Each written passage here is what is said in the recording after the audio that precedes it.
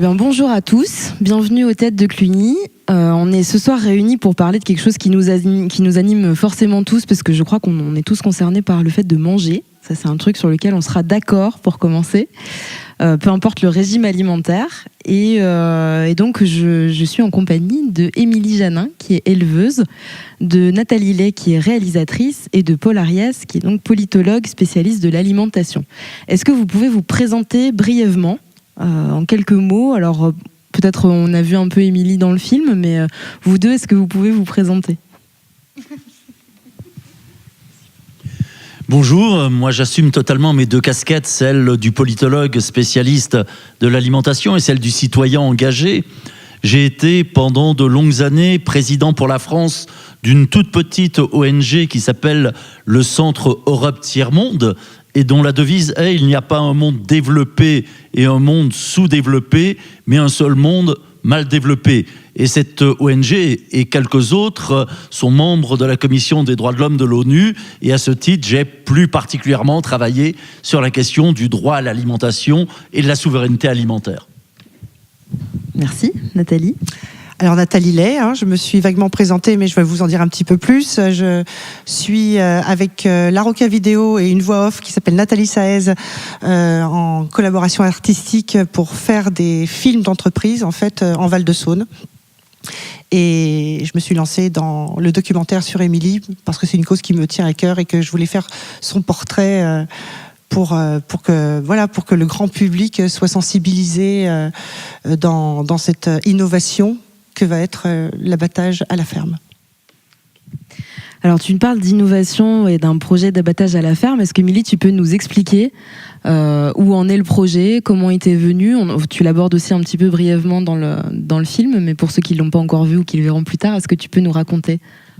Oui, alors moi, je suis éleveuse de vaches charolaises. Enfin, on fait de la vente directe depuis très longtemps sur la ferme. Et donc, un jour, j'ai été amenée on m'a dit, il existe un abattoir mobile en Suède. Cette personne, c'est Franck Ribière, qui était venu à la maison pour faire un livre qui s'appelle Steak in France. Et puis, je dis, c'est pas possible, ça doit pas être pour des vaches. Il m'a dit, si, c'est pour des vaches.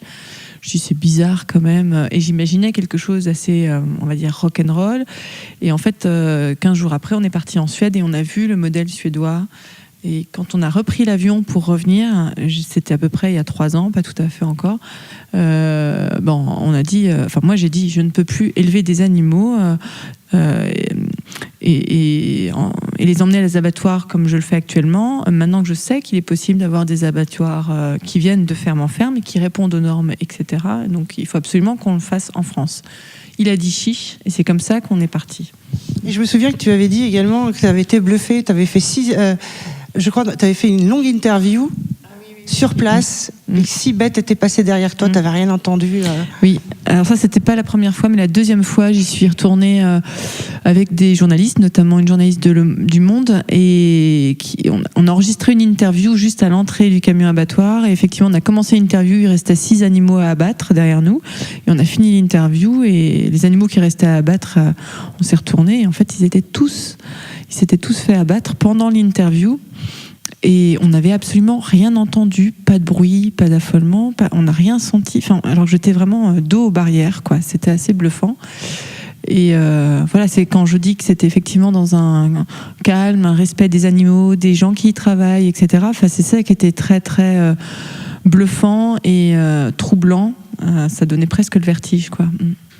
Et alors, comment t'expliques que c'était la première fois que tu voyais une expérience comme celle-là? Est-ce que la loi ne le permettait pas en France jusqu'à présent? Comment on explique que ça ne soit pas venu plus tôt en tête? Oui, je ne sais pas pourquoi c'est pas venu plus tôt, mais en tout cas, cette concentration des abattoirs qui a été faite sur le territoire français, qui fait qu'on a aujourd'hui moins de 250 abattoirs en France, elle s'est faite sur la pression de quelques gros industriels. On va pas se mentir, on va les citer, Bigard, c'est la marque Charal par exemple, SVA Jean Rosé, Intermarché, enfin voilà. Tous ces gros industriels, ils ont aujourd'hui 80% du volume d'abattage en France. Et c'est eux qui ont poussé sur cette concentration, parce qu'au départ, il y avait plein d'abattoirs dans des petits cantons, il y avait un abattoir. Voilà. À titre de comparaison, en Allemagne, il en reste encore aujourd'hui 3500 abattoirs. C'est la même surface que la France, l'Allemagne. Voilà. Et on ne peut pas dire qu'économiquement, ils soient moins bons que nous. Voilà, en France, ils ont fait un autre choix. Ces industriels ont clairement influencé les politiques pour aller vers cette concentration. Donc, on est sur une situation d'oligopole qui leur bénéficie parce que, en détenant tous ces outils d'abattage, ils détiennent le marché de la viande en France. Donc c'est plus l'éleveur et celui qui est à l'origine de la chaîne qui est concerné par l'acte d'abattage, comme tu nous disais dans le film, mais plutôt ceux qui vendent la viande au final. Vous avez quelque chose à dire? Je vois que vous avez le micro qui est prêt. Peut-être sur le fait qu'on a exclu les abattoirs des villes, c'était en fait un coup politique. C'était la peur des classes populaires qui étaient réputées être des classes dangereuses. Et on s'est dit, si on élimine la présence de la mort de la ville et la présence des abattoirs, on aura des classes populaires moins dangereuses. C'est-à-dire qu'il y avait vraiment, dès le départ, un enjeu, une signification politique, avant même d'être effectivement un enjeu économique avec la grande industrie. Moi, ce que j'ai envie d'ajouter par rapport au film, c'est que pour moi, c'est un exemple parfait de ce besoin de nouveaux récits qu'on a vis-à-vis de l'élevage, mais vis-à-vis également de l'abattage. Il y a 2 ans, j'avais signé un texte avec Jean Ziegler et Carlo Petrini, le président fondateur de Slow Food, où on disait qu'il fallait aller vers une nouvelle alliance entre les animaux, les éleveurs et les mangeurs, parce qu'on préfère dire mangeurs que consommateurs. Eh bien, je crois que ce film s'en est une excellente illustration. Et alors, au-delà des raisons économiques et des raisons politiques à l'origine, comment on explique qu'aujourd'hui le consommateur ou le mangeur soit a priori éloigné en fait de la chaîne de production ou d'élevage ou de l'origine de ces aliments? Est-ce que il est de plus en plus concerné? Est-ce que toi tu dois faire œuvre de pédagogie permanente pour qu'on le comprenne ou que le consommateur s'intéresse, ou est-ce que c'est pas son rôle? Les consommateurs que je côtoie qui viennent à la ferme sont des gens qui sont déjà dans une certaine démarche. Donc on n'a plus besoin de faire de pédagogie avec eux, on va dire, parce que c'est des gens qui sont déjà très engagés, qui ont fait le choix justement d'aller dans des fermes, d'aller vers des producteurs. Et donc oui, je pense qu'il y a de la pédagogie effectivement à faire. À un moment donné, cette distanciation entre l'acte de production et l'acte de manger, enfin, je suis pas spécialiste, Paul pourra en parler, je pense beaucoup mieux que moi, mais je pense que ça doit être à mettre en relation aussi avec les mouvements de la population qui ont déserté la campagne pour devenir majoritairement urbains, quoi. Et du coup, c'est vrai qu'au départ, la caractéristique des gens qui vivaient à la campagne, c'est qu'ils autoproduisaient tout ce qu'ils mangeaient. Et que quand on était à la ville, la caractéristique, c'était qu'on était dépendant, du coup, pour ces éléments, ces besoins élémentaires que c'est de se nourrir, de acheter à d'autres. Mais ça fragilise forcément quelque chose, quoi. Vous êtes d'accord ? Ben oui, c'est-à-dire qu'en fait, on est aujourd'hui face à une double révolution alimentaire. La première révolution, c'est celle du contenu de l'assiette. C'est-à-dire, qu'est-ce qu'on mangera demain ? Alors, il y a un débat entre spécialistes pour savoir si le taux de renouvellement, ça va être de l'ordre de 70% ou presque 100%. Je dirais, peu importe, ça fait beaucoup. Alors, excusez-moi, je vous interromps, parce que moi, j'aime bien poser les questions quand je ne comprends pas tout. Qu'est-ce que vous appelez le taux de renouvellement ? Ah ben, ça veut dire que tout simplement, nous-mêmes, nous ne mangerons pas comme nos parents ou nos grands-parents mangeaient, mais nos enfants et nos petits-enfants ne mangeront pas comme nous. Mais ce qui est nouveau, c'est pas qu'il y ait de la création. Ce qui est nouveau, c'est la raison. Et la raison, c'est tout simplement des logiques économiques. Alors, ces nouveaux produits, c'est par exemple les aliments restructurés. La viande restructurée, c'est aujourd'hui plus de 50% de la viande consommée aux États-Unis. Alors, la viande restructurée, c'est quoi ? C'est pas de la viande hachée. Au départ, j'ai un vrai animal avec ses os, ses viscères. Je mets cet animal dans une grosse machine qui va le broyer, en faire une sorte de solution aqueuse, semi-liquide. Puis on va restructurer, réaromatiser, recoloriser et faire une sorte de rôti bœuf presque plus vrai que nature, puisqu'on va faire une étude de marché. On va dire, pour vous, c'est quelle couleur ? Pas de problème, on va le faire. Mais il n'y a pas que la viande qui est restructurée. Prenez par exemple, si parmi vous, il y en a qui ont encore la fâcheuse habitude d'aller dans ce que j'appelle un fast food et que vous consommiez un Big Mac. Dans un Big Mac, vous avez de l'oignon. C'est de l'oignon restructuré. C'est-à-dire que là encore, on prend des dizaines de milliers d'oignons, on les broie, on en fait une solution semi-liquide, on va ensuite refibrer. Alors pourquoi ça ? Oui, j'allais vous demander. Parce que, je dirais, les oignons, ça a la mauvaise habitude de ne pas avoir toujours le même goût. Ça dépend de la variété, ça dépend de la qualité du sol, ça dépend de la quantité de pluie et de soleil. Vous allez me dire, c'est extraordinaire, ça crée de la diversité. Et vous avez raison du point de vue du mangeur, mais pas du point de vue de la logique industrielle. Il n'y a pas que ces aliments restructurés. Il y a aujourd'hui également la ionisation des aliments. Je dirais, la ionisation, c'est en fait le joli mot pour dire l'irradiation des aliments. C'est-à-dire qu'on va prendre des aliments vivants et on va les irradier à faible dose pour leur permettre de franchir les frontières. La conséquence, c'est la casse de l'agriculture paysanne, d'une agriculture locale. Et puis, il y a bien sûr les OGM, première, deuxième génération. Et puis, il y a toutes les biotechnologies, et notamment dans le domaine de la viande, du fromage et des laits. Je dirais le débat derrière, peut-on manger de la viande? Je crois que c'est important de dire que choisir de manger de la viande ou choisir de ne pas en manger à titre individuel, c'est aussi légitime l'un que l'autre. Ce qui est problématique, c'est de prétendre interdire l'élevage et de prétendre interdire la consommation de viande. Parce qu'on sait très bien que les arguments qui servent à tenir ce discours sont totalement erronés. On nous dit que la consommation de viande, que l'élevage serait responsable de la faim dans le monde. Alors c'est déjà une stupidité, puisque ce qui est responsable, c'est pas un régime alimentaire trop carné, c'est un système économique qui repose sur la casse de l'agriculture paysanne, qui repose sur le vol des terres, qui repose sur des choix technologiques et qui repose, ça a été cité tout à l'heure, sur l'importance du gaspillage. Le gaspillage alimentaire nord-américain, États-Unis et Canada, c'est 100 milliards de dollars par an, à comparer aux 30 milliards de dollars qui seraient nécessaires pendant 25 ans pour régler le problème de la faim dans le monde. Et puis une vache. Je dirais, une vache, c'est un petit miracle de la nature. Une vache, elle peut brouter de la bonne herbe et en faire des calories consommables pour les humains. Mais c'est vrai qu'aujourd'hui, l'agriculture industrielle est incapable de nourrir toute l'humanité. Un humain sur 8 n'a pas assez. Mais une agriculture exclusivement végane serait aussi totalement incapable de nourrir toute l'humanité. Parce que la seule solution pour pouvoir se passer du fumier animal, ça serait toujours plus d'engrais chimiques, toujours plus de produits phytosanitaires, c'est-à-dire tout ce qui détruit la terre, tout ce qui détruit l'humus. Et le principal, et je me tais après, le principal hécatombe aujourd'hui, ça ne concerne pas les vaches, ça concerne les vers de terre. Les vers de terre, c'est 70% de la masse corporelle de l'ensemble des animaux.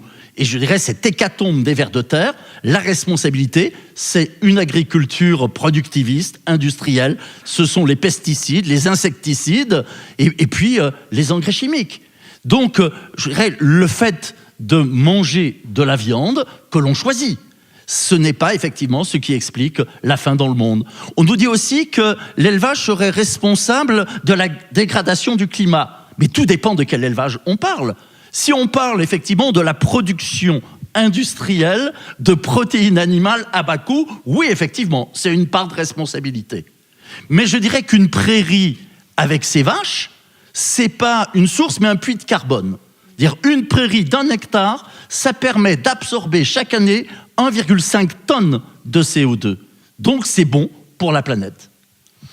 Dernier argument, on y viendra peut-être après, c'est qu'on explique souvent que l'élevage serait responsable de la crise sur l'eau potable. Il y a toujours les deux mêmes chiffres qui sont cités. On nous dit pour produire 1 kilo de blé, faut consommer 100 litres d'eau.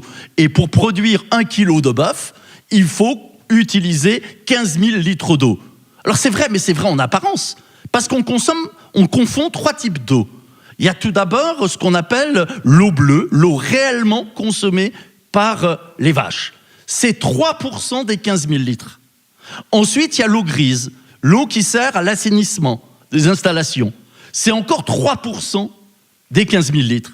Et puis, il y a l'eau verte, 94% du total, qui est l'eau de pluie et qui reste dans les prairies. C'est-à-dire qu'on suivrait cette logique anti-élevage, il vaudrait mieux à la limite des élevages hors sol parce qu'on consommerait moins d'eau. Ok, donc on n'a pas de solution en opposant des régimes alimentaires et en politisant en fait le régime alimentaire. De toute façon, le vrai nœud du problème, c'est la manière dont on produit ce qu'on va manger après, et ça a un impact à la fois environnemental et sur la santé, comme tu l'as mentionné tout à l'heure. Tu voulais peut-être reprendre la parole par rapport à ça. J'ai vu que tu voulais... Non, mais moi, ce que je trouve vraiment dommage, c'est que l'opinion publique est manipulée, je ne sais pas comment, j'arrive pas à cerner tous les rouages, mais dans la tête des gens, il n'y a pas de distinguo entre l'élevage paysan et l'élevage industriel. C'est-à-dire qu'on fait inculquer aux gens l'élevage c'est pollueur, l'élevage c'est ci, l'élevage c'est là, et on oublie de dire que ça concerne l'élevage industriel. Et c'est comme, je voudrais parler du lundi vert, je rebondis pour le lundi vert. Quand j'ai découvert, vous avez entendu parler de ce lundi vert ou pas? Non? En fait, alors je ne sais plus qui a lancé ça. 500 grandes personnalités médiatiques du showbiz. Alors quand j'ai découvert le lundi vert, j'ai envoyé un mail à Émilie, je lui ai dit qu'est-ce que c'est que ce truc? Est-ce que c'est végan? Parce que le propos, pour moi, ne plus manger de viande le lundi, je ne comprenais pas. Dans les explications, l'élevage paysan passait complètement à la trappe. On mange plus de viande le lundi, mais par contre, on peut manger du Nutella, du Coca-Cola, il n'y a aucun problème. Le lundi vert, pour moi, et c'est là que je pense qu'ils ont fait une erreur de communication, parce que l'idée est bonne, c'est le boycottage du système industriel, toutes catégories confondues. Ce serait ça, pour moi, le lundi vert. Et sans arrêt, on retrouve ces arguments dans le grand public où on va entendre les végans vous dire, comme vous l'avez dit, Paul Ariès, c'est-à-dire, oui, l'élevage consomme 15 000 litres d'eau. Tous ces grands clichés, grand public, où finalement, il faudrait demander aux consommateurs de lire, quoi. C'est pas possible. Alors comment arriver à diffuser en masse une information, les vraies informations, pas des informations globales comme ça. Sur le lundi vert, on a réagi. On a réagi en se disant, ces fameux lundis verts, c'est une opération mondiale. Hein. C'est pas forcément des lundis plus écolos. Tout dépend quelle viande on enlève et pour les remplacer par quoi. Si vous enlevez de la viande qui provient de l'élevage paysan pour le remplacer par des céréales industrielles, vous n'avez pas progressé, au contraire, vous avez régressé. Et on a lancé un appel pour la défense de l'élevage paysan et des animaux de ferme. Et cet appel a été signé du côté paysan par des mouvements comme la Confédération paysanne, comme le MODEF, comme Nature et Progrès, comme des coopératives comme Biolay, du côté des consommateurs par des amas, par le mouvement Slow Food International et par une très grande majorité des figures, je dirais, de l'écologie, de l'altermondialisme et autres. Parce que pour nous, la vraie opposition, et vous avez raison, elle n'est pas entre d'un côté les protéines végétales et d'un autre côté les protéines animales, mais entre d'un côté la production industrielle de protéines animales et végétales et d'un autre côté ce qu'on a choisi d'appeler une agriculture et un élevage paysan. Et à ce moment-là, effectivement, on a de quoi rendre de l'espoir, non simplement, je dirais, aux éleveurs, mais également aux ouvriers des abattoirs, qui souffrent aussi des cadences monstrueuses qui existent aujourd'hui, rendre de l'espoir aux mangeurs et je dirais aux animaux et à la planète. Alors sur cette note d'espoir, est-ce que vous avez des questions? Oui, monsieur.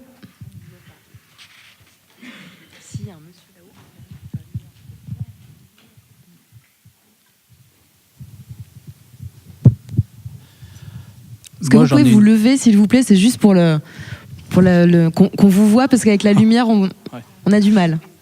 Moi, j'ai une question toute bête. Pour rencontrer pas mal de gens, abattoir mobile, dès qu'on le sort, c'est tout sauf un gage de qualité pour le commun des mortels. C'est-à-dire que ça résonne mal pour les gens, le mangeur lambda. Pour lui, c'est pas tout de suite un gage de qualité, l'abattoir mobile.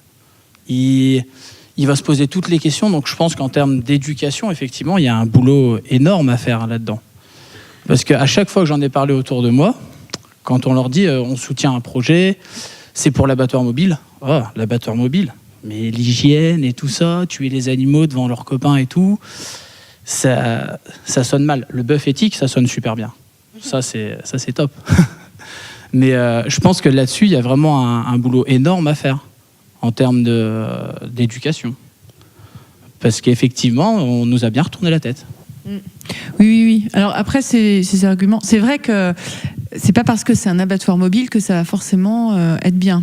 On pourrait, pour un choix de rentabilité, si on voulait être dans la même logique que les industriels, choisir avec l'abattoir mobile d'aller dans des élevages de 1000 veaux ou de 1000 vaches, ou voilà, comme il y a dans la Creuse, ou comme ils voulaient faire à Digoin à un moment donné.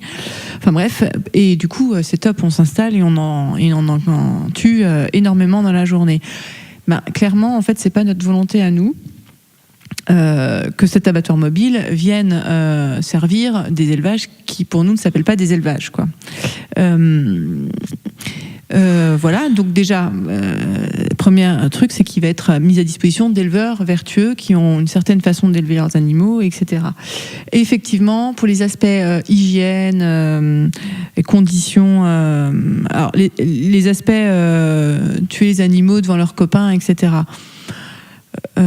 Déjà dans l'abattoir mobile, c'est pas le cas. Enfin, ils rentrent chacun leur tour dans l'abattoir, les autres ne voient pas ce qui s'y passe, etc. Enfin, voilà, il y a quand même tout un tas de mesures. Enfin, je veux dire, on n'investit pas une somme un peu plus d'1 million d'euros dans un abattoir mobile pour faire n'importe quoi. Donc ça a été pensé pour que ça soit fait au mieux.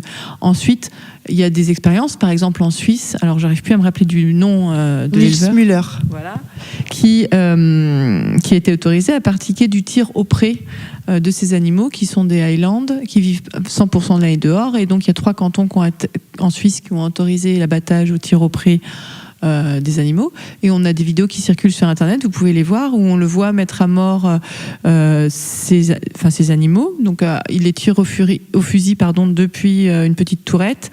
Ils sont plusieurs dans un parc. Et vous verrez, c'est absolument bluffant que quand on abat un animal, et pourtant il n'est pas tout seul dans le corail, hein, ils sont 5, 6, je ne sais plus, les autres ne réagissent absolument pas. Mais absolument pas.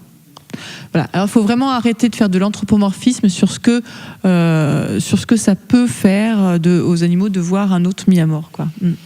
J'avais une question par rapport à l'abattoir mobile, monsieur. Enfin, je prends ici une histoire de vocable.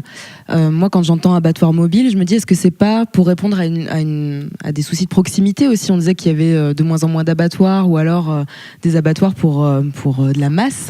Est-ce que c'est pas ça aussi l'enjeu? C'est d'avoir un espèce de maillage du territoire qui peut permettre à des éleveurs d'éviter de se soucier d'avoir à élever des bêtes qui vont être tuées à 50, 100 kilomètres de chez eux, parce que je crois qu'il y a une norme normalement, mais elle n'est pas toujours respectée, hein, c'est ça? Donc est-ce que c'est pas ça aussi la volonté de l'abattoir mobile? Si, alors il y a ça. Donc nous, effectivement, c'est un abattoir mobile pour bovins, uniquement pour vaches. Mais après, on a plein de collègues, notamment de la Confédération paysanne du Vaucluse, aussi de Lozère, de l'Ariège, qui travaillent sur des projets d'abattoirs mobiles plutôt pour des petits ruminants, donc ovins, caprins, qui sont sur des problématiques de création d'abattoirs mobiles. Donc du coup, c'est plus petit, hein, puisque comme ces animaux qui font 20 kilos de carcasse, c'est quand même plus facile à mettre en œuvre. Ils réfléchissent à travailler sur le projet d'abattoir mobile, mais parce que eux, clairement, il existe encore des abattoirs dans leur département, ou des fois il n'y en existe plus. Dans le Vaucluse, il n'y en a plus du tout. Mais ce sont des abattoirs qui n'acceptent pas les petits ruminants. Donc du coup, ceux qui sont dans le sud des Alpes, Alpes du Sud, Vaucluse, etc., leurs agneaux sont systématiquement envoyés à Sisteron. Sisteron, c'est l'abattoir qui tue à peu près, pas tous les agneaux de France, mais pas loin. Et c'est des heures de camion, c'est des kilomètres, etc. Donc l'idée de ces abattoirs mobiles, c'est effectivement... pour vous rassurer, tous les projets d'abattoirs mobiles pour le moment qui sont portés en France le sont par des paysans. Voilà. Et la simple raison de cela, c'est que les industriels veulent vraiment pas que ça se fasse. Ils mettent un boycott terrible. Quand ça a été voté, la loi agriculture et alimentation, l'article 73 sur l'expérimentation des abattoirs mobiles, en fait, avant, moi, j'avais des textos de certains députés avec qui on était en relation, etc. Et en fait, il y avait des pressions absolument énormes. Il y a eu des mensonges, des informations qui ont circulé, comme quoi mon abattoir mobile, qui n'existe toujours pas, qui n'est toujours pas construit, était déjà à l'origine de la fermeture de 3 abattoirs. Voilà, faut mieux en rire. Mais voilà, il y a des gens qui ont des moyens de faire du lobbying pour pas que ça se fasse. Donc, les abattoirs mobiles en général sont portés pas en général. Pour l'instant, tous ceux qu'on connaît en France, il y en a une petite douzaine en cours, voilà, beaucoup sur ovin caprin, un en porcin et un en bovin. C'est que des paysans qui les portent. Donc, c'est pas des paysans industriels du tout. Et l'autre aspect sur l'aspect hygiène.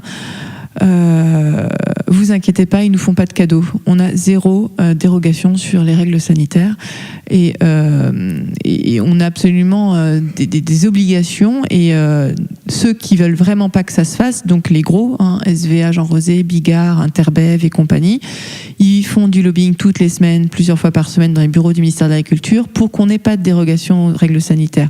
Et on va être contrôlés, croyez-moi qu'on va les avoir tout le temps là. On n'a pas le droit à une exception, quoi, et on n'aura pas le droit à l'erreur. Donc, ça va être l'abattoir le plus surveillé de France. Enfin, les abattoirs les plus surveillés de France. Il y a d'autres questions ? Non, moi, bonjour, je voulais juste qu'Émilie raconte un petit peu comment ça se passe à l'abattoir, même l'abattoir d'Autun, qui est un abattoir municipal, par rapport aux conditions de mise à mort. Le monsieur demandait tout à l'heure, l'animal va mourir devant ses copains, ses copines vaches, ou ça se passe comment, tu peux le raconter? C'est-à-dire que les conditions de stress. Eh ben, c'est pas génial, quoi. Des fois, moi, je travaille avec l'abattoir d'Autun depuis 13 ans. Des fois, donc en général, on prend un rendez-vous pour amener nos animaux. C'est ce qui est la règle dans la majorité des abattoirs. Donc moi, ça m'est déjà arrivé d'amener mes animaux pour la tuerie du jeudi matin, de les déposer dans la bouverie avec le bouvier, etc. Donc là, ça va, j'ai le droit d'accéder à la bouverie. C'est moi qui décharge mes animaux, je les installe. Ensuite, c'est eux qui gèrent quand est-ce qu'ils viennent les chercher pour les emmener sur la ligne et les mettre à mort.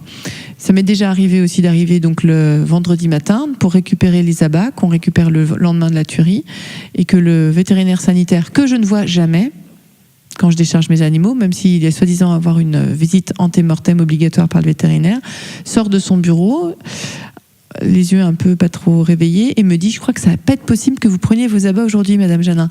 Je dis: ah bon, et pourquoi? Il me dit: je pense qu'ils sont pas à température. Je dis: qu'est-ce qu'il y a? Vous avez un problème de chambre froide ou qu'est-ce qui se passe? Il me dit non, et là il y avait un blanc gêné, et au bout de 2 minutes je dis: quoi, vous les avez abattus ce matin là, les vaches? Et oui, c'était ça. Donc ma vache, je l'avais déposée le jeudi matin, on avait pris rendez-vous, et elle a attendu quand même plus de 24 heures avant d'être mise à mort. Pendant ces 24 heures, clairement, je ne sais pas ce qui s'est passé. Il peut y avoir une copine à elle, par exemple. Bon, c'était pas ce jour-là, mais d'autres fois, je suis déjà arrivée à l'abattoir, il y a une vache qui a paniqué, qui s'est retournée, qui s'est couchée là où elle était censée attendre. Enfin, il peut se passer absolument tout, des situations qui vont stresser les animaux. Et puis, voilà, d'habitude, ça se passe plutôt pas trop mal à Autun, j'ai envie de dire, mais comme j'ai pas d'autres solutions, je suis obligée de faire avec. Mais ça m'est aussi arrivé il y a 2 mois, par exemple, de déposer une vache. C'était pas le bouvier habituel. Le bouvier, c'est celui qui est censé s'occuper des animaux. Voilà, c'était un gars que je n'avais jamais vu, qui a sorti une tige comme ça, que je n'avais jamais vu de ma vie avant, mais visiblement c'était un aiguillon électrique. Et je lui ai dit: non, mais t'en auras pas besoin, là, c'est bon, elle va avancer, tu poses ton truc. Il me dit: ouais, c'est moi qui fais. Et là, donc, je me suis un peu fâchée, mais je me suis dit: purée, j'espère qu'il va pas l'utiliser dès que j'ai le dos tourné, quoi. Et j'avais absolument aucune garantie de comment ça allait se passer. Donc, en fait, est-ce que je vis? Je pense qu'il y a plein d'éleveurs qui le vivent, quoi. Il y avait encore 2 questions. Il y a le micro qui arrive juste à côté de vous. Je voulais revenir sur les différents projets qui sont en cours sur la France. Quels sont ceux qui sont sur le point d'aboutir et votre projet à vous, donc d'un abattoir mobile, sous quel délai vous pensez qu'il pourra aboutir? Et puis, est-ce que vous êtes correctement accompagné des politiques? Vous nous sapez le travail, là. On aurait pu attendre un peu.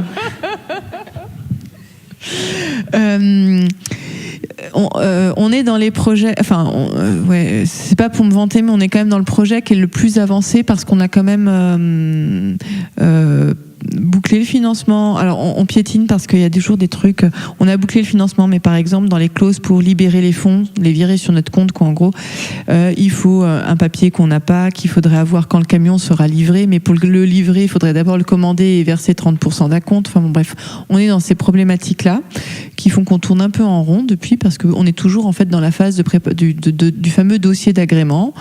Voilà, mais les choses avancent. Après, les autres projets qui sont moins coûteux, on est obligé de rester discret, donc je vais pas donner plus d'infos, parce qu'il y a vraiment des pressions qui sont mises sur eux aussi, enfin sur tout le monde, pour pas que ça se fasse. Par exemple, il y avait, alors maintenant que il y a eu un exemple de projet qui était porté avec un abattoir à Chaland, donc c'est dans l'ouest de la France, vers la Vendée, et donc des éleveurs Chaland, cet abattoir était d'accord pour travailler avec des éleveurs, un groupe d'éleveurs, pour faire un caisson d'abattage mobile qui permettait pas de faire tout l'abattage mobile à la ferme, mais juste faire la mise à mort, assommage, saignée à la ferme, et ensuite l'animal a été transporté en pot jusqu'à l'abattoir, et toutes les autres étapes étaient faites à l'abattoir. Sauf que je sais plus quand est-ce que ça s'est su qu'il y avait ce projet. Toujours est-il que au mois de juillet 2018, Bigard a racheté 50% des parts sociales de cet abattoir à Chaland, et que au 28 janvier 2019, cet abattoir était officiellement fermé. Voilà, ouais. Et donc, comme vous dites, putain, ils font tout pour nous bloqués. Ils ont différentes stratégies et puis ils ont des moyens. Donc du coup, les autres porteurs de projets sont surtout sur des projets moins coûteux en monovin. La difficulté qui est principale, ça va être d'être sûr qu'il n'y ait pas ce genre de pression qui se passe avec les abattoirs avec lesquels ils travaillent, et de trouver des solutions économiques pour pouvoir arriver à financer, etc. Mais c'est beaucoup moins coûteux quand même, les modèles d'abattoirs pour ovins et caprins. Moi, j'en ai pas visité, mais j'ai été invitée en Espagne sur un projet qui a été fait en Catalogne, au-dessus de Barcelone, et il fallait compter à peu près 20 à 30 000 euros pour un petit abattoir mobile pour ovins, ce qui était tout à fait plus abordable que pour le bovin, mais parce que l'animal est vraiment beaucoup plus petit. Et alors, sur le soutien politique, c'est le vide total et sidéral, quoi. Total, parce que les politiques sont... ça s'appelle pas des lobbyistes, ça s'appelle des attachés parlementaires ou des responsables de relations avec les parlementaires. Voilà, et tous les industriels en ont 15 000. Les politiques les croisent tellement, que ce soit dans les cours des députés, que ce soit au Sénat, que ce soit dans les régions, aux conseils départementaux ou dans les conseils régionaux, que pour l'instant les soutiens sont assez faibles. L'autre problème que l'on a, c'est que tous ces projets alternatifs sont portés par des groupes de paysans qui sont plutôt affiliés à la Confédération paysanne. On est du coup un syndicat agricole représentatif mais minoritaire, et que du coup la majorité des chambres d'agriculture sont tenues par le syndicat majoritaire FNSEA, qui n'a absolument pas envie que ce genre de truc se fasse. C'est pas qu'ils ont pas trop envie, mais comme ils sont juste le bras armé de l'industrie, ils n'aident pas. Et comme du coup les politiques ont en référence les élus, pour eux la profession agricole c'est la chambre d'agriculture, etc. Quand ils s'adressent pour eux aux agriculteurs, c'est quand ils parlent à la chambre d'agriculture, et donc du coup c'est difficile. Ceci dit, on a quand même gagné 2 chambres d'agriculture, la Confédération paysanne, et puis même dans des régions où on n'a pas gagné, mais où il n'y a plus du tout d'abattoir, on a des élus qui commencent à se mobiliser un peu. Donc ça peut être des Comcom, ça peut être des communes, tout simplement, des pays, des PETR, etc. Enfin bref, il y a quand même des élus qui se bougent. Malheureusement, on va dire que c'est pas forcément ceux qui ont le plus de moyens financiers, mais en tout cas, il y a des gens qui se mobilisent sur le sujet, quoi. J'aimerais juste rajouter que j'aimerais tellement, alors bien sûr je suis dans l'hypothétique, dans l'utopie, mais tu parles de politique, et je pense que le consommateur, avec sa carte de crédit, c'est une carte électorale extraordinaire, quoi. Je veux dire, il faut que le consommateur se bouge, bien évidemment. C'est un acte de politique. Quand il y a une émission sur Public Sénat qui s'appelle Manger c'est voter.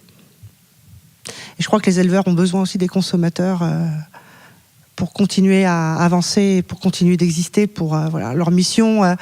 votre mission à vous, c'est de nourrir la population. Comme dit Jocelyne Porcher, vous avez aussi dans votre vocation l'obligation de ce feeling avec l'animal, sans tomber non plus dans le passionnel, puisque si un éleveur tombe dans le passionnel, il faut qu'il change de métier.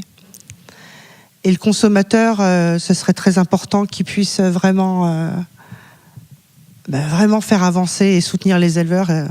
C'est aussi pour ça que j'ai fait ce film d'ailleurs. Mais pour ça, je crois que ce qui est important, c'est que les consommateurs connaissent les vrais enjeux.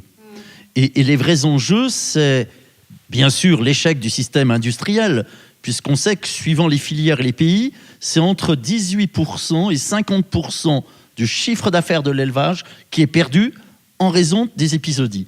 Donc le lobby financier se dit c'est pas possible, ça rapporte plus assez. Et donc ils ont choisi de développer tout simplement ce qu'on appelle l'agriculture cellulaire, c'est-à-dire tout simplement les fausses viandes, le faux fromage, les faux œufs, le faux lait, la fausse viande par exemple fabriquée industriellement à partir de cellules souches. Mais c'est pas, je dirais, des groupes minoritaires. Je dirais, ceux qui sont aux manettes aujourd'hui de cette révolution qu'on nous promet pour dans 10 ans, c'est en premier la Silicon Valley, c'est Google, c'est Amazon, c'est Twitter, c'est-à-dire c'est ceux qu'on n'attend pas précisément dans ce domaine-là. Au niveau européen, il y a un personnage essentiel, Monsieur Jérémy Kohler, considéré comme le financier le plus important au niveau du second marché boursier mondial. Et Monsieur Jérémy Kohler s'est donné un seul objectif, c'est de tuer l'élevage traditionnel, d'en finir avec l'élevage traditionnel. Et il a réuni un consortium qui, a encore un an, pesait 2,6 billions de dollars, c'est-à-dire des milliers de milliards. Et j'ai vérifié il y a 2 jours, aujourd'hui, ce qu'il pèse, c'est plus de 10 billions, c'est-à-dire des milliers de milliards. Et leur objectif, c'est effectivement de jouer sur la sensibilité pour justifier le fait qu'on interdise l'élevage à terme et qu'on le remplace par ces biotechnologies alimentaires. Bien sûr, tuer un animal, je dirais, c'est jamais une activité indifférente. Mais c'est pas parce que vous ne mangez pas de viande, c'est pas parce que vous ne buvez pas de lait ou vous ne mangez pas de fromage que votre alimentation ne nécessite pas de tuer des animaux. On sait, d'après toutes les études scientifiques, que l'agriculture végétale tue 25 fois plus d'animaux que l'élevage. Mais ce ne sont pas les mêmes. C'est-à-dire que pour produire 1 kilo de blé, il faut en moyenne supprimer une 60aine de souris. Et tout jardinier sait qu'il ne pourra pas manger de laitue s'il n'élimine pas des limaces et qu'on n'aura pas de pommes de terre si on n'élimine pas les dorifores. Donc on a le sentiment qu'aujourd'hui, pour une partie de la population, tuer des animaux pour pouvoir les manger directement, ça ne serait pas bien. Mais qu'en revanche, tuer des animaux pour manger des végétaux, des fruits, là, ça deviendrait effectivement totalement légitime. Et je crois qu'il ne faut pas se laisser piéger parce qu'effectivement, le lobby financier est prêt pour nous imposer ces solutions qui vont remplir ses coffres-forts, ça c'est évident, mais qui auront des conséquences écologiques effroyables et des conséquences pour le monde paysan effroyables. La fin de l'élevage, ça serait la suppression d'1,2 milliard de petits paysans éleveurs dans les pays du Sud.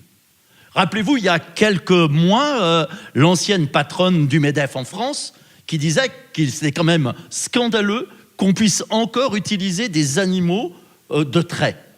Et il faut lui rappeler que tout simplement, à l'échelle mondiale, on ne compte que 65 millions de tracteurs.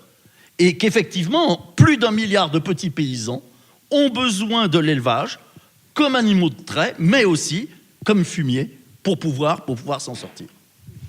Effectivement, moi, ça, c'est une question que j'avais envie de vous poser à tous les trois, parce qu'on a quand même tendance à enfin moi je trouve parfois prendre des raccourcis, de soit stigmatiser le consommateur en disant que c'est à lui de faire ce choix. Il est nécessaire puisque comme tu disais, c'est un pouvoir. On consomme, on achète, on a un pouvoir.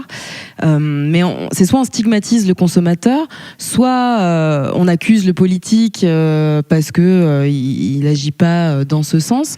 Mais il me semble qu'en fait on parle peu des éleveurs eux-mêmes, ou de comment l'agriculture s'est transformée sur les 2 derniers siècles.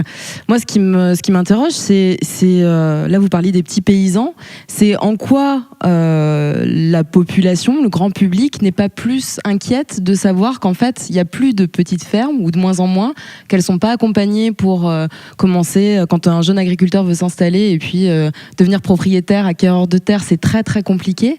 Est-ce que la solution, elle n'est pas non pas de toujours mettre en opposition ou de parler de régime alimentaire ou de choix d'alimentation, mais est-ce qu'il n'est pas aussi de réfléchir à un autre système ou à revenir peut-être à plus de bon sens sur des fermes dans lesquelles on n'opposait pas les légumes et la viande, puisqu'on avait besoin des deux en fait dans un petit écosystème. Donc je ne sais pas lequel de vous trois veut répondre à ça. Oui, c'est un peu ce qu'on porte à la Confédération paysanne. Le projet d'agriculture paysanne de la Confédération paysanne, c'est clairement d'avoir des paysans nombreux sur le territoire et avec des fermes qui sont le plus autonomes possible. Voilà, il y a une dimension sociale, il y a une dimension alimentaire, etc. Effectivement, le consommateur a un pouvoir, le politique a un pouvoir. Donc on dit oui, c'est un peu injuste de l'accuser. Non, je suis désolée, il est élu à un moment donné pour gérer ce genre de questionnement, et voilà, et à un moment donné il n'assume pas. Donc on a en droit, c'est tout à fait légitime, et c'est notre devoir là de militant de dire eh oh, on vous a élu, c'est votre job de faire ça. Il refuse de le faire. Effectivement, après on peut essayer d'agir autrement, mais dans l'histoire de l'évolution agricole, à un moment donné, comment dire, je suis pas une spécialiste, mais tous ces progrès, l'utilisation des engrais chimiques, ça a été quand même fortement incité pour pouvoir recycler des matières qu'on avait au départ prévues pour la guerre. Ça a été vendu, on a vendu des tracteurs, etc. On a vendu, et en fait tout ce système industrialisé, il bénéficie aux vendeurs de tracteurs. C'est un peu comme la ruée vers l'or, quoi, en fait. Les seuls qui se sont enrichis, c'est les vendeurs de pelles. C'est pas les trouvères d'or ni le reste. Donc du coup, voilà, c'est un peu ça avec l'agriculture. Là, on a perdu, non seulement on a perdu énormément de paysans, mais en plus on a détruit l'environnement et on a perdu des savoir-faire aussi. Et voilà, et on a créé. Là, je sais pas si vous avez entendu, mais dans les médias, c'est parti de la FNSEA, notre chère Christiane Lambert, alias Martine à la ferme, qui a commencé à dire. Il y en a marre de l'agribashing, les médias, vous arrêtez pas de dire du mal de l'agriculture, c'est vraiment pas gentil, il y en a marre de l'agribashing. Bon, j'ai trouvé ça très ridicule qu'elle dise ça, parce qu'en fait, les médias, il ne faut que montrer un problème. Et donc, c'est pas le problème de celui qui montre. Le problème, c'est quand même pas celui qui pointe du doigt le problème, c'est bien ce qu'il est en train de montrer, quoi. Enfin bon, bref. Donc je trouvais ça un peu ridicule, mais bon, la FNSEA nous habitue quand même beaucoup à de choses ridicules.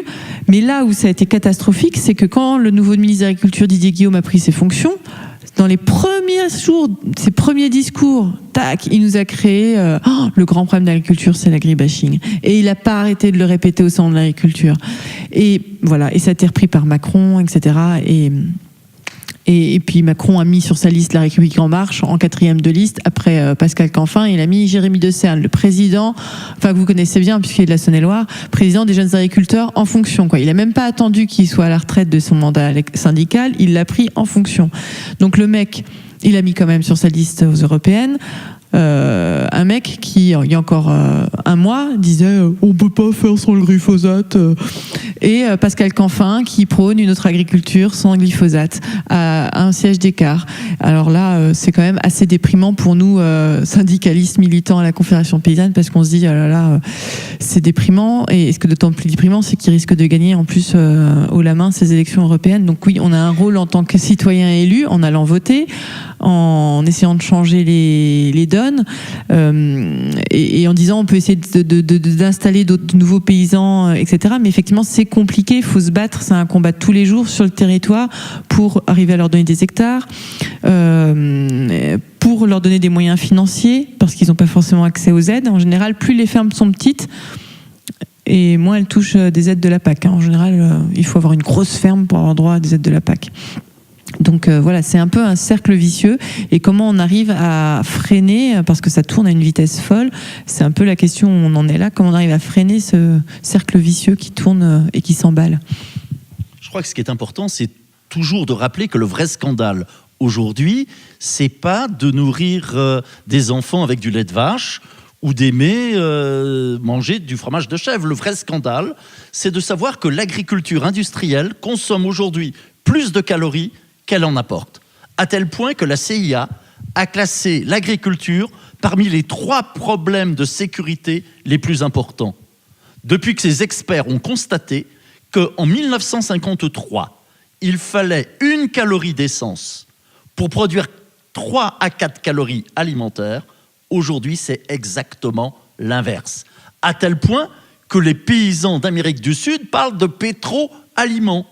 Le scandale, il est là. C'est-à-dire, c'est la logique industrielle.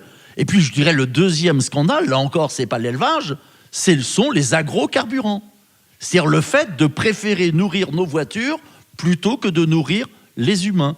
Donc, je crois qu'il ne faut plus se laisser enfermer dans un discours où on parle de la viande au singulier, où on parle de l'élevage au singulier. Parce que ça n'existe pas. De quel type d'élevage parle-t-on et de quel type de viande? Et à ce moment-là, oui, on se rend compte qu'il est possible de développer de nouvelles politiques agricoles qui sont bonnes pour les animaux, pour les éleveurs, pour le personnel des abattoirs, pour les mangeurs, pour la planète. Et c'est vrai que le modèle parfait de la ferme écolo, c'est une ferme polyvalente qui produit à la fois de la viande, du lait, des végétaux, des fruits et de surcroît de la bonne terre, grâce effectivement au fumier animal. Mais ça, c'est un discours qu'aujourd'hui, les grands médias ne relaient plus parce qu'il y a des lobbies soit idéologiques, je dirais tous les lobbies qui veulent interdire, abolir la viande, et ces lobbies, aujourd'hui, ont, je dirais, des intérêts communs avec, effectivement, le lobby financier qui veut passer à ce qu'ils appellent la viande propre. Sous-entendu, la fausse viande serait propre, donc la vraie viande, la viande issue de l'élevage, elle serait sale. Il y avait une dernière question tout à l'heure. Vous l'avez pas oubliée ? J'ai pas oublié, mais ça a rapport à la discussion de juste avant. C'était pour dire simplement que aujourd'hui, dans le Clunisois, il y a quand même des bonnes nouvelles par rapport à la conscience des consommateurs, par rapport au soutien des politiques locaux. C'est qu'on a créé une petite association pour créer un petit abattoir de proximité, et que cette association, elle est soutenue évidemment par des éleveurs, mais pas que des éleveurs, des consommateurs, des citoyens, et la Comcom met aussi la main à la poche, quoi. Donc pour dire qu'il y a aussi de l'espoir de ce côté-là, et que les choses elles avancent sur les territoires à condition de se bouger un peu, quoi. Voilà. Ça, merci. C'est intéressant par rapport à ce que tu dis aussi dans le film, que en fait l'acte d'abattage, la mort de l'animal, c'est quelque chose qu'on a éloigné. Alors ça concerne pas que les animaux, la mort en général, on n'en discute pas trop de par chez nous. Là, dans un exemple comme celui-là, concret, où on réunit à la fois la personne qui va manger, la personne qui élève et la personne qui est l'intermédiaire, qui va transformer non pas de la matière comme tu dis dans le film, mais vraiment un animal. Toi, ça, justement, c'est des choses c'est pas un abattoir mobile, mais c'est aussi un type de solution que tu penses judicieux. Oui, c'est super. Oui, puis en plus c'est des copains de la conf, alors. On peut pas dire de mal alors. Non, mais voilà, il y a plein d'exemples comme ça. Souvent, quand on s'en est, c'est génial. Ce que je veux dire, mais ces initiatives, et ce que je veux dire, quand on est dans d'autres endroits, dès qu'on s'éloigne un peu, on entend des gens dire, par exemple, dans la Nièvre, ils ont un problème avec l'abattoir de Corbigny, et les élus disent oui, ça va être compliqué quand même que les éleveurs ils reprennent à eux-mêmes, à eux seuls, l'activité d'abattage, qu'ils reprennent un abattoir en main, etc. puis tu leur dis, Cluny, pourtant il y a des éleveurs qui y croient, il y a des élus qui y croient, il y a des consommateurs qui y croient. Donc déjà, ils disent, ah ouais, d'accord. Et puis ensuite, tu leur dis, puis à côté de Saint-Étienne, ça s'est fait. C'est-à-dire qu'à un moment donné, la ville de Saint-Étienne a décidé de vendre son abattoir. C'est un groupe, une coopérative agricole qui l'a racheté, le groupe Sicarev, et qui a décidé dès son rachat, c'est un abattoir polyespèces. Et quand Sicarev l'a racheté, elle a dit moi je fais que des bovins. Donc tous les éleveurs des monts du Forez à côté de Saint-Étienne, du Pilat, etc., qui font des petites fermes avec un peu de petits ruminants, un peu de porcins, etc., qui font beaucoup de ventes directes, se sont retrouvés du jour au lendemain sans abattoir pour leurs porcins et leurs petits ruminants. Et puis du coup, les élus se sont vachement mobilisés avec eux. Ils ont acheté du coup un lieu à côté de Saint-Étienne, à Andrézieux-le-Boutéon. Ils ont investi dans les murs. Il y a une association d'éleveurs qui s'est constituée. Ils sont 60 éleveurs, etc. Et puis ils ont mis en route un abattoir aussi, ils l'ont créé, parce que souvent on nous dit oui mais ça peut marcher pour 50, 100 tonnes, etc. Et en fait j'étais vers eux début mars, et quand j'aurais posé la question de comment ça allait, quel tonnage ils faisaient, en fait ils font 2000 tonnes. Ce qui est quand même assez important, quoi. C'est pas rien du tout. Donc, et quand je leur ai dit économiquement comment ça va, ils me disent il n'y a pas de problème, ça roule très très bien. C'est-à-dire qu'on a calculé notre coût de revient d'abattage, voilà, et que du coup, tous les clients payent au-dessus de ce coût de revient. Comme ça, on a une petite marge de sécurité et tout le monde est content parce que le travail est très bien fait. Les salariés sont très heureux. Il y a un rythme de travail qui est planifié, qui est maîtrisé. Donc voilà, on a des expériences. Il y en a dans la Drôme, il y en a au Vigan. L'abattoir a été repris par des éleveurs. Enfin, il y a des abattoirs qui ne sont pas forcément mobiles, mais où les éleveurs se sont réappropriés l'abattoir, comme à Guillestre ou à Die dans la Drôme. Enfin voilà. Et toutes ces initiatives, elles sont super, parce qu'à chaque fois, on s'aperçoit du coup que, en fait, c'est possible d'avoir un abattoir bien tenu, où il n'y ait pas de maltraitance animale, où voilà, l'aspect économique est bien géré aussi, et où il n'y a plus ces centaines de kilomètres à faire. Ouais. Je crois que pour rejoindre un peu ce que le monsieur avait dit dans la première intervention, moi j'ai discuté avec un éleveur il n'y a pas très longtemps. Et je lui ai parlé de ton projet. Et je lui disais, voilà, qu'est-ce que t'en penses ? Alors c'est un éleveur qui essaye de faire de l'agriculture biologique et qui a un peu de bêtes et un peu de céréales. Et il me disait, ouais, c'est intéressant, mais qui c'est qui va faire les papiers ? Et il était très inquiet, en fait, de savoir toute la partie administrative que les éleveurs ont apparemment pas en gestion quand ils déposent les animaux. Lui, son souci, c'était mais moi, je m'en sors déjà pas avec tout ce que j'ai à faire. Je veux bien cette solution, elle m'intéresse, mais je veux pas faire les papiers. Alors pour ceux qui bossent, qui ont envie de travailler avec nous, c'est la société Le Bœuf Éthique qui s'occupera de faire les papiers comme un autre abattoir, mais voilà, enfin comme un autre abattoir, on va dire. Ouais. Mais c'est vrai que pour les éleveurs, les collectifs d'éleveurs qui travaillent à reconstruire un abattoir ou reprendre la main sur un abattoir, il faut pas mal de motivation. C'est super d'avoir du soutien des consommateurs et des élus, parce que c'est effectivement beaucoup de papiers, beaucoup de procédures, voilà, mais ça en vaut la peine, quoi. C'est vraiment voilà. D'où l'intérêt d'être plusieurs et d'être en collectif. Nathalie, peut-être si tu veux reprendre un peu la parole. Toi, du coup, tu as observé Émilie travailler. Ah oui, et ce qui m'a beaucoup plu, et c'est aussi pour ça que je voulais filmer de près les animaux. Enfin, c'est pas moi qui les ai filmés, c'est Guillaume, mais il avait ordre de le faire.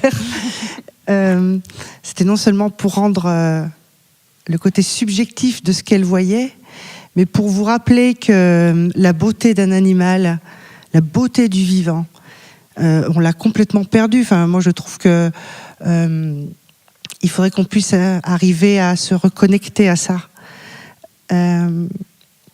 On peut aimer les animaux et en manger, ce n'est pas incompatible. Ce qui n'est pas juste, c'est d'avoir été complètement coupé du vivant. Ça me choque profondément. Après, rien n'est tout blanc, rien n'est tout noir. Je veux dire, j'ai déjà lu des textes magnifiques des Amérindiens qui remerciaient, comme tu le fais. Tu remercies la bête, tu le fais soit en monologue, soit en voix directement, tu parles à ta bête, etc. Le fait de remercier. Alors, je suis pas en train de mettre les Amérindiens sur un piédestal, c'était des grands guerriers. Hein, ils remerciaient pas leurs voisins quand ils les scalpaient. Et c'est pas ce que je veux dire. Je veux dire qu'on a perdu ce sens, je vais dire le gros mot parce qu'on va le prendre pour un mot religieux, mais c'est pas du tout ce que je veux faire passer, c'est le mot sacré. Il y a des choses. Moi, il y a un philosophe que j'aime beaucoup, il s'appelle Bertrand Vergely. Bertrand Vergely, il parle pas de Dieu, il va vous parler d'un principe agissant. Moi, je vais pas à l'église, hein. Et il pose la question, il dit qu'est-ce qui pousse dans le minéral? C'est pas du tout ça que qu'est-ce qui pèse dans le minéral? Qu'est-ce qui pousse dans le végétal? Qu'est-ce qui souffle dans l'animal? Et qu'est-ce qui s'émerveille dans le cœur des hommes? Et c'est ça le principe agissant. C'est cette force inconnue. Moi, quand il y a une rencontre avec un animal, je trouve ça magnifique. Moi, j'étais admirative en plus de la relation que tu avais avec tes vaches. J'en menais pas large des fois parce qu'il y avait des taureaux qui arrivaient vers nous. Je faisais pas la maline. Et le dernier jour de tournage, il y avait toutes tes vaches qui me suivaient. Là, si tu as besoin d'un chien un jour que les chiens sont malades, tu m'appelles. Ça me fera faire un peu de sport. C'est parce que tu avais le parapluie. Je pense que le coup du parapluie, oui. Mais voilà, je trouve qu'Émilie, elle a ce regard sur l'animal et c'est ça aussi que j'ai voulu rendre dans les images. Un animal, c'est magnifique et on n'a pas le droit de... la nature est belle et les éleveurs, ils ont ce sens de la biodiversité, ils ont le sens... alors je ne dis pas que l'élevage paysan ne sera tout seul les solutions de demain, mais je suis convaincue qu'ils en feront partie. Et le plus grand pari, je pense que ce sera peut-être à nous les hommes d'allier justement nature et progrès. Ça existe déjà d'ailleurs, nature et progrès. Parce que nous sommes des êtres de progrès qui, pour l'instant, se coupons de la nature. Donc il va falloir retrouver les sources. Voilà. Je te remercie, je trouve que c'est une jolie conclusion, je ne sais pas ce que vous en pensez. On pourrait continuer à en discuter pendant très très longtemps, mais je vous engage à suivre du coup ton projet, notamment sur la page Facebook. Il y a une page Facebook, c'est ça, La Ferme d'Émilie, et ça c'est pour le film, et la page du Bœuf Éthique, le Bœuf Éthique sur les réseaux sociaux. On a vu tout à l'heure que tu étais très active. Voilà, si certains ont envie de rencontrer Émilie et Nathalie et Monsieur Ariès, vous pouvez le faire dans le hall un petit moment. Il y aura une séance de dédicace aussi proposée par Monsieur Ariès. Et puis je vous invite à revisionner le débat auquel vous avez assisté sur Odile TV, et puis à continuer à être curieux de savoir comment on peut réunir tous les acteurs d'une même chaîne qui nous concerne autour de l'alimentation. Merci. Merci à vous.